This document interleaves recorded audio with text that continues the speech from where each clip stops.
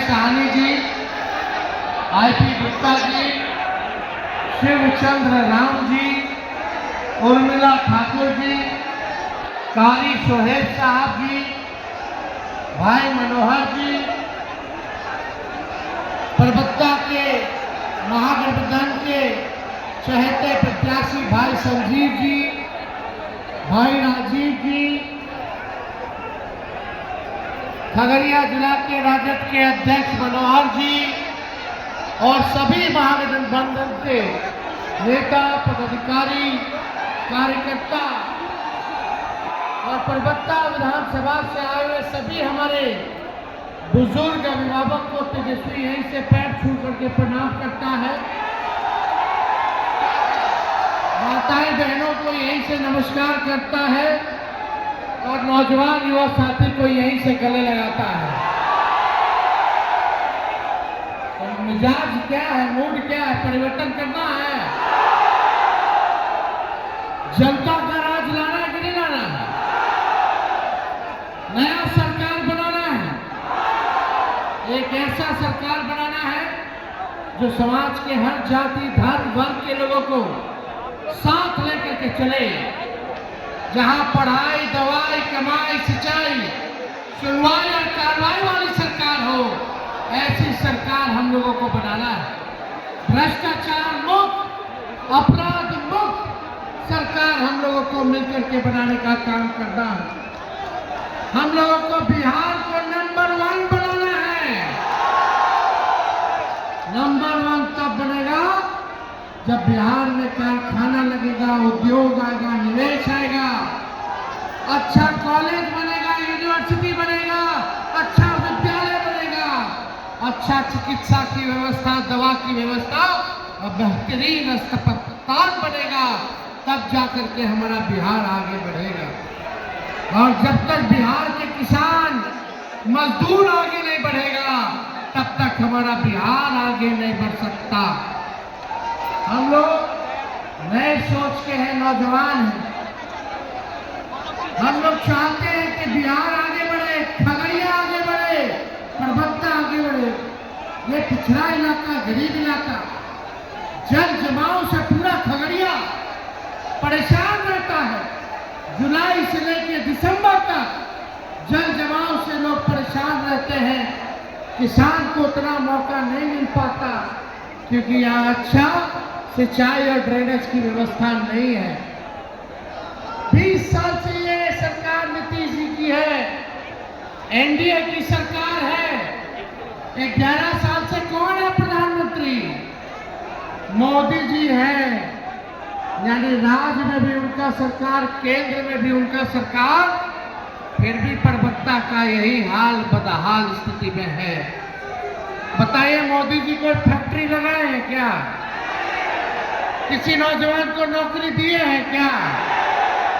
अमित शाह क्या बोले सुने? अमित शाह बोले कि बिहार में फैक्ट्री उद्योग नहीं लग सकता है। काहे? क्योंकि बिहार में भूमि की कमी है। यानी लोग फैक्ट्री धंधा लगाना तो लगा दिया होता, 20 साल बहुत होता, लेकिन एक सुई का भी कारखाना इन लोगों ने नहीं लगाया है। ब्लॉक चले जाइए, थाने चले जाइए, घूसखोरी बढ़ी है कि नहीं बढ़ी? बिना घूस दिए कोई काम हो रहा है? आप दाखिल खारिज में कितना सीओ साहब घूस ले रहे हैं? दाखिल खारिज क्या है? हर घर जल से नल से जल योजना में कितना घूसखोरी हो रहा है, किसी से छुपा नहीं है। जाति प्रमाण पत्र भी बना रहा तो घूस हो रहा है। हमेशा हर दिन हत्या, अपहरण, डकैती, बलात्कार जैसे मामले हो रहे हैं, लेकिन कोई सुनवाई और कार्रवाई नहीं हो रही है। ऐसी गंभीर सरकार है। आपने बिहार के मुख्यमंत्री को देखा, 20 सालों में कहीं किसी की हत्या हो गई, पीड़ित परिवार से मिलने गए, कहीं किसी के बच्चे के साथ रेप हो गया, न्याय दिलाने परिवार से मिलने गए, संवेदना प्रकट किया, कहीं नहीं।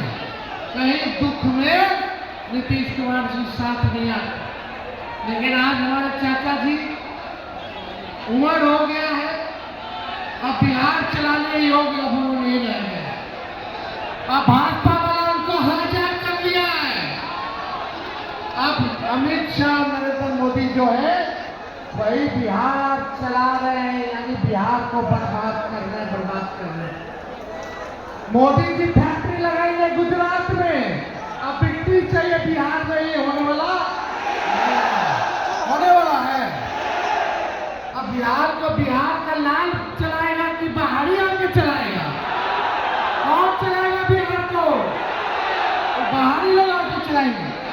चुनाव में केवल जुमलाबाजी, केवल झूठ बोलने का काम करना यही इन लोगों का काम है।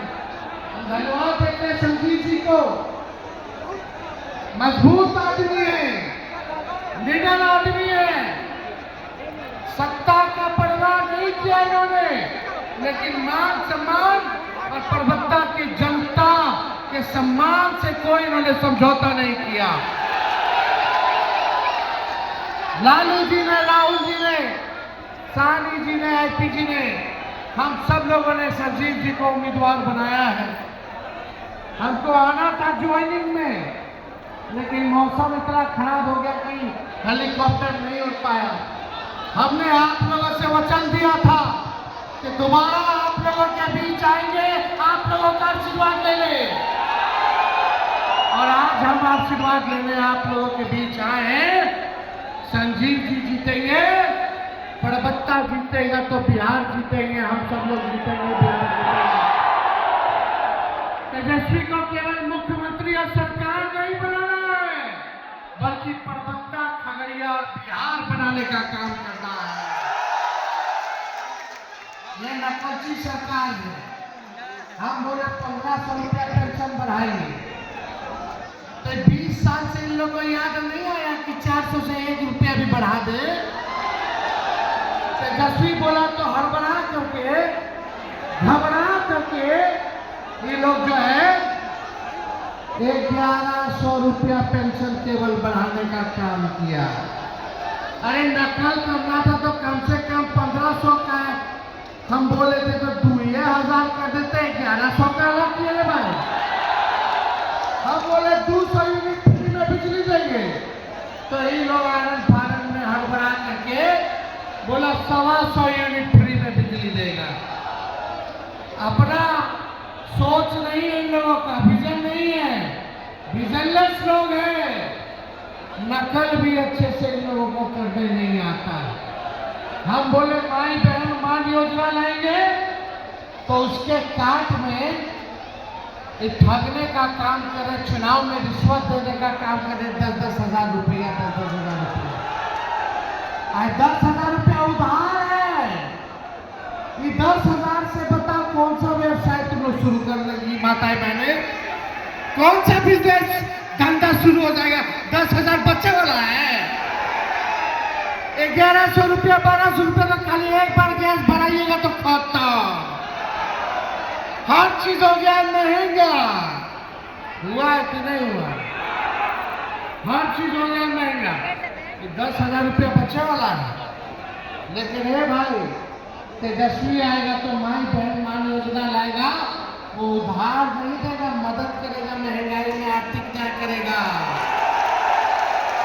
2,500 रुपया महीना, साल का 30,000 और 5 साल का 1.5 लाख रुपया हम लोग सीधे माताओं बहनों के खाते में डालने का काम करेंगे। और सरकार बनते ही ठीक कुछ महीनों के अंदर 1 साल का 30,000 रुपया एक बार ही दे दिया जाएगा, ताकि इस महंगाई में लोगों को राहत चले। लेकिन एक कसक है, तेजस्वी को एक बात का डर है।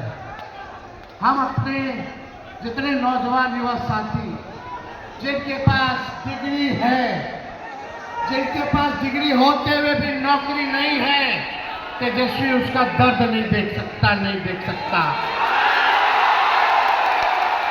हमने बोला 10 लाख नौकरी देंगे 20 में, तो चाचा हमारे कहाँ से लेगा? अपने बाप के पास से पैसा रखे वेतन देगा। 17 महीने आए तब 5 लाख को तेजस्वी ने सरकारी नौकरी दिया। 3.5 लाख लोगों का नौकरी प्रक्रियाधीन कराया। 4.5 लाख नियोजित शिक्षकों को राष्ट्रीय कर्मी का दर्जा दिलाने का काम किया। हमने जो कहा वो किया और जो कह रहे हैं वो करेंगे। तेजस्वी की उम्र कच्ची हो सकती पर जुबान पक्की है। आपको अपने भाई बेटा पर भरोसा है कि नहीं है? माँ बाप बच्चा लोग को पढ़ाता है लिखाता है अपना पेट काट के, ताकि बउआ के बबुनी के नौकरी मिल जाए तो बुढ़ापा में उसका सहारा बनेंगे। आज तेजस्वी आप लोगों के बीच क्या करके जा रहा है? 14 नवंबर को नतीजा दीजिए महागठबंधन के पक्ष में। 20 दिनों के अंदर सरकार बनते ही कानून तेजस्वी बनाएगा कि जिस परिवार में सरकारी नौकरी नहीं है उस परिवार में एक सरकारी नौकरी तेजस्वी दिलाएगा। और 20 महीने में बिहार का ऐसा कोई परिवार नहीं बचेगा जिस परिवार के पास सरकारी नौकरी ना हो। इतिहास रचना है कि नहीं तेजस्वी के साथ मिलकर? बिहार ऐसा राज्य बनेगा। लोग कहना कहां से देगा, कहां से देगा? पहले भी 20 में कहता था कहां से देगा, कहां से देगा। तो देखिए 2-4 दिन में हम बता देंगे कि हम कहां से देंगे। हम देखो टूटी फूटी झूठी बातें नहीं करते हैं। जो कर सकते हैं वही हम कह रहे हैं और ये हो सकता है और तेजस्वी करके दिखाएगा। भरोसा है कि नहीं भरोसा?